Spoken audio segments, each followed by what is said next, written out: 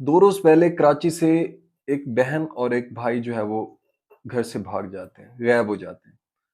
और घर वाले ये समझते हैं कि शायद बच्चों को किसी ने किडनैप कर लिया है, या जिस तरीके से आपको पता है कि कराची की एक एनवायरनमेंट है, कराची के जो हालात हैं, तो उन्होंने जो है मीडिया को बताया। इस तरीके से हमारे बच्चे जो हैं वो घर से गायब हो गए, या किसी ने जो है वो किडनैप किया, या जो भी हुआ। लेकिन वो बच्चे आज जो है वो घर पहुँच गए, रिकवर हो गए। वो बच्चे कहीं किसी ने उनको पिक नहीं किया था, उठाया, किडनैप नहीं किया था, वो बच्चे खुद घर से भाग गए थे। बच्चों की स्टोरी ये है कि आप उससे वीडियो मैं आपको दिखाता हूँ, लेकिन ये है कि वो बच्चे अपनी खाला के घर, मतलब कि अपने नाने और मामू लोगों के घर रहते थे, और उनकी आपस में जो फैमिली, उनके वालिदैन हैं, पेरेंट्स हैं, तो उनके आपस में सेपरेशन हो चुकी है। आप ये पहले वीडियो देखें, इसके बाद फिर डिस्कस करते हैं। अच्छा बेटा, आप बताएं, आप क्यों घर से गए थे? वो होती काला को आती है, वो मारते थे उसकी। क्या करते थे? मारते थे। मारती थी नानी? सैया। खाला मारती थी। ठीक है।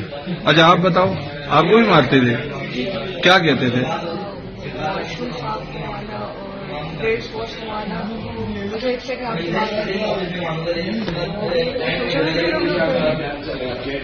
जी, आपने ये वीडियो देखी है। इसमें बच्चे कह रहे हैं कि हमारी खाला जो है वो हमें मारती थी, हमसे वॉशरूम जो है वो साफ़ करवाती थी, और उस वज़ह से जो है हम घर से तंग आके भाग गए। अब स्टोरी ये है कि इनके वालिदैन की 6 साल पहले सेपरेशन होती है। जो इसकी वालिदा है वो दुबई चली जाती है, और वालिद जो है बच्चों को छोड़ के वो अपने जो है वो अपनी दुनिया में मगन हो जाते हैं, और बच्चे इसके घर नाने जो है नाने और मामू लोगों के घर जो है वो बच्चे स्टे करते हैं। अब देखें, इसमें किसी का कोई कसूर नहीं है। ना बच्चों का कसूर है, ना खाला का कसूर है। जब आप किसी के ऊपर बर्डन बनते हो तो फिर इस तरीके से ही दुनिया आपको ट्रीट करती है। लेकिन इसमें सबसे बड़ा जो कसूर है वो इनके वालिदैन का है। देखें, जब भी आप इस सिस्टम का हिस्सा बनते हैं, शादी करते हैं, तो 2-4 चीज़ें बहुत इम्पोर्टेंट होती हैं। अब ना माँ को असर है, ना वालिद को पता है, लेकिन जो सबसे ज़्यादा सफ़र कर रहे हैं वो बच्चे कर रहे हैं।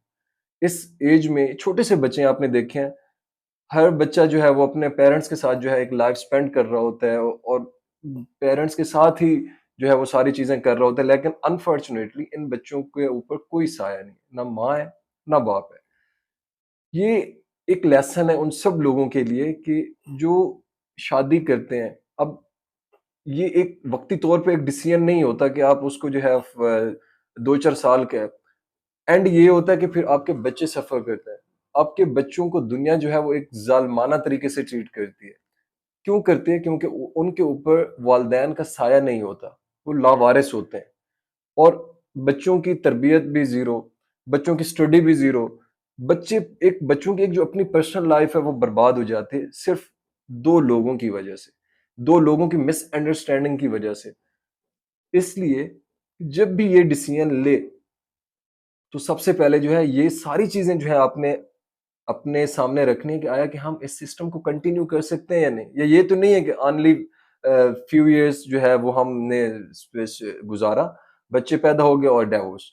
तो उसका सबसे बड़ा जो लॉस है, वो सिर्फ़ बच्चों की लाइफ़ जो है वो बर्बाद हो जाती है। और इस तरीके से फिर देखें, उसकी सगी खाला है, ठीक है? वो इस तरीके से ट्रीट कर रही है, और लोग किस तरीके से ट्रीट करते होंगे पूरी दुनिया वाले, जिनको पता है कि इनकी ना माँ है, ना बाप है। तो बराए मेहरबानी इस पूरे जो है शादी के मामलात को एक सीरियस तरीके से जो है वो लिया जाए। ऐसा ना हो कि वक़्ती तौर पे ये कर लें, उसके बाद जो है मामला सेपरेट, तो उसके बाद सबसे बड़ा नुकसान आपकी फैमिली का होता है, आपकी नस्ल का होता है। अल्लाह हम सब के लिए जो है वो आसानियाँ पैदा करे, और सब बच्चों को जो है अपने वालिदैन के साए तले रखे, और जितने भी बच्चे इस तरह की सिचुएशन से गुज़र रहे हैं, अल्लाह उनके लिए मज़ीद आसानियाँ पैदा करे इस रमज़ान मुबारक के सदक़े में। और हम सब जितने भी लोग मुझे सुन रहे हैं, वो ये कोशिश करें कि किसी भी तरीके से अपनी फैमिली को ना टूटने दें। फैमिली नहीं टूटती, 2 लोग नहीं डिस्पर्स होते, बल्कि पूरी फैमिली, पूरे बच्चे, पूरा ख़ानदान जो है उस चीज़ को सफ़र कर रहा होता है। Thank you so